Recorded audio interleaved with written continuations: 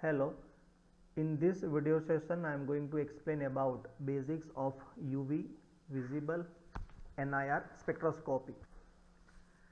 The content of this video session are introduction, principle, what is being measured using UV visible NIR spectroscopy, experimental setup, merits and demerits, and applications.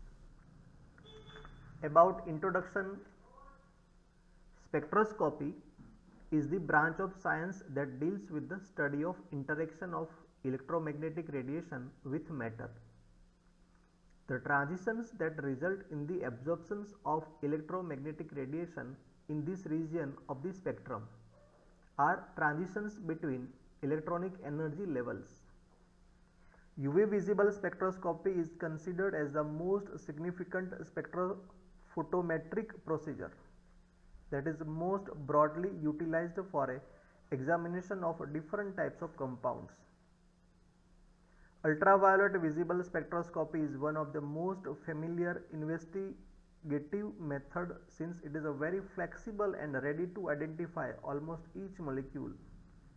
With a UV visible spectroscopy, the UV visible light is traveled through a specimen and the transmittance of light by a specimen is estimated. Look at the principle of this method. Ultraviolet and visible absorption spectroscopy is the measurement of the attenuation of a beam of light after it passes through a sample or after reflection from a sample surface. Absorption measurements can at a single wavelength or over an extended spectral range. What is being measured using this method? Using a clear liquid sample, a standard spectroscope measures direct transmittance as a percentage. This represents the percentage of the incident beam of light transmitted by the sample.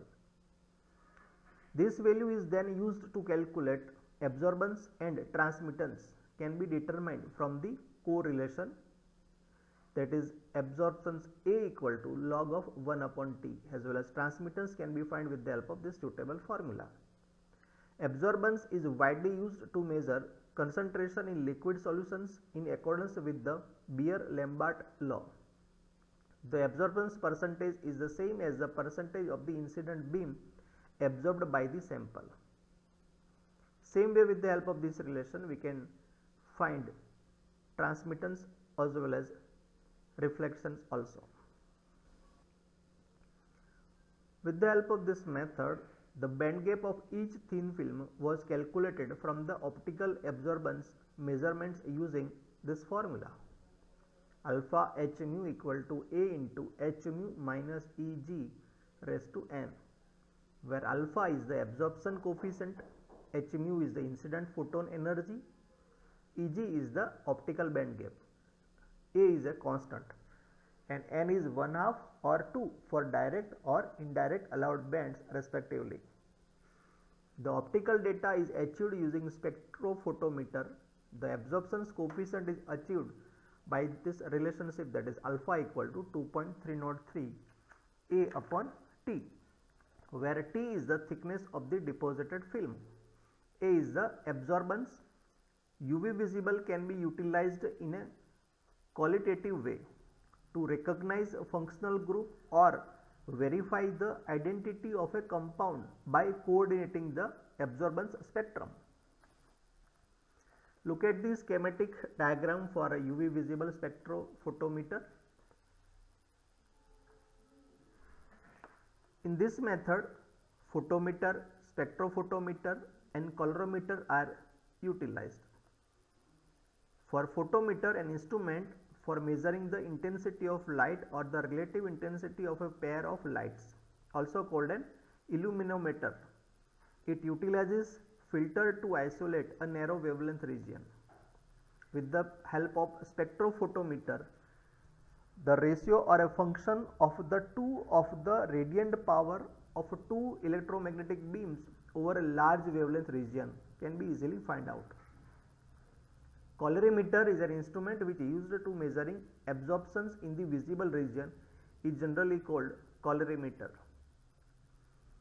For the source of radiation, tungsten halogen lamp, hydrogen discharge lamp and xenon discharge lamp is utilized. Requirements for an ideal source: it should be stable and should not allow fluctuations.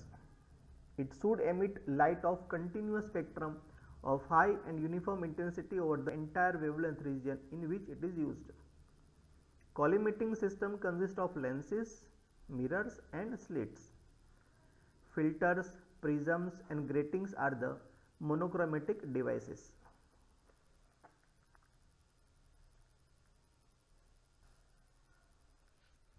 About the merits and demerits: simple in construction, cheaper, selection of the filter is very easy. These are the merits of this method. And about demerits: less accurate, band pass is more. That is, if we have to measure at 400 nanometer, we get radiation from 370 to 430 nanometer. Hence, less accurate results are obtained.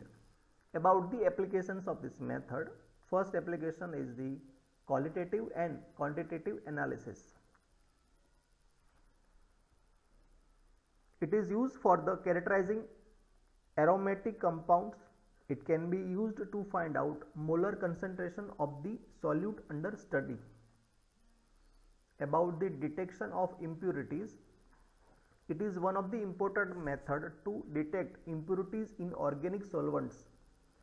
Additional peaks can be observed due to impurities in the sample and it can be compared with that of standard raw material.